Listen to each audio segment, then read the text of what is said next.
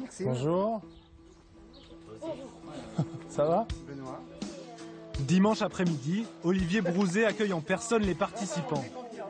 Quelques 130 enfants doivent passer à Dax une semaine qui s'annonce bien remplie. Et on a un tournoi final le vendredi après-midi. Voilà. Vous les mélangez? Non, on reste par catégorie, mais on fait des équipes et puis il y a un petit affrontement. Voilà. Et on a une fête le jeudi soir avec plancha, une boum, voilà. Mais en attendant le sport et les réjouissances, les jeunes joueurs prennent leur quartier d'été. Certains sont des habitués et retrouvent leurs camarades d'une année sur l'autre. Comme Emilio, la plupart des stagiaires jouent en club toute l'année, mais n'en ont pas eu assez. On recherchait un stage de rugby parce qu'Emilio adore le rugby. Et comme on est en vacances dans le sud-ouest, j'ai regardé un petit peu ce qu'il y avait autour de Bordeaux. Et voilà, on a contacté le stage libanaise et on a eu un très bon contact. Donc on a inscrit Emilio. Parce que là, je pars dans un autre pays en expatriation et du coup, j'aimerais bien me perfectionner un peu avant de partir là-bas. Parce que là-bas, j'en ferai un peu moins. Le stage est hébergé par le collège Saint-Jacques de Compostelle de Dax, dont les infrastructures sont vite mises à contribution. Sur les terrains, le séjour commence paradoxalement par un tournoi de football.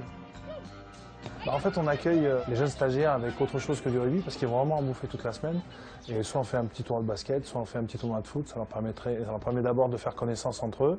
Et puis on rentrera dans le vif du sujet dès demain matin à 9h30 avec les premiers échanges, pas trop musclés, mais très rugby avec nos brevets d'État. Des éducateurs brevets d'État pour l'encadrement, ainsi qu'un partenaire de renom. Notre stage avec Olivier, il est né de notre complicité aussi sur tous les terrains du monde. D'abord, on a été joueurs ensemble. L'ancien capitaine du 15 de France accueille à son tour les stagiaires pour un rapide exposé du programme de la semaine et des règles de la vie en communauté. On tient à ce que vous gardiez tous une forme de discipline et surtout un état d'esprit irréprochable. Vient l'heure du repas. Raphaël Ibanez ne reviendra ensuite qu'en fin de semaine. Les deux internationaux s'arrangent pour être présents à tour de rôle. Et toi, cette année, ça s'est bien passé? Au rugby, à l'école? Mieux au rugby qu'à l'école ou La légitimité de ces stages d'été, c'est aussi garanti par la présence des internationaux, que ce soit Olivier ou moi-même. Alors bien sûr, j'ai d'autres activités par ailleurs et qui me prennent beaucoup de temps et d'énergie, et notamment ce rôle de manager à l'UBB. Mais il est évident que lorsqu'on arrive à partager notre temps ici avec les jeunes en stage, eh bien on essaie de donner et puis aussi nous le rendre très bien. Le lendemain, les choses sérieuses commencent avec 2 entraînements au programme. Quand je donne le ballon ici, on n'est pas obligé de faire une passe tout de suite, j'ai le droit d'avancer quand même. Pour les petits, l'entraînement alterne entre exercices techniques, jeux d'initiation et rappel des règles de base. On a des gamins de tout niveau, alors des très confirmés qui ont l'habitude de faire plein d'entraînements, plein de tournois, des moins confirmés et des gens qui viennent pour découvrir. De tout niveau, certains découvrent, mais dès le plus jeune âge, beaucoup ont déjà l'âme de compétiteur.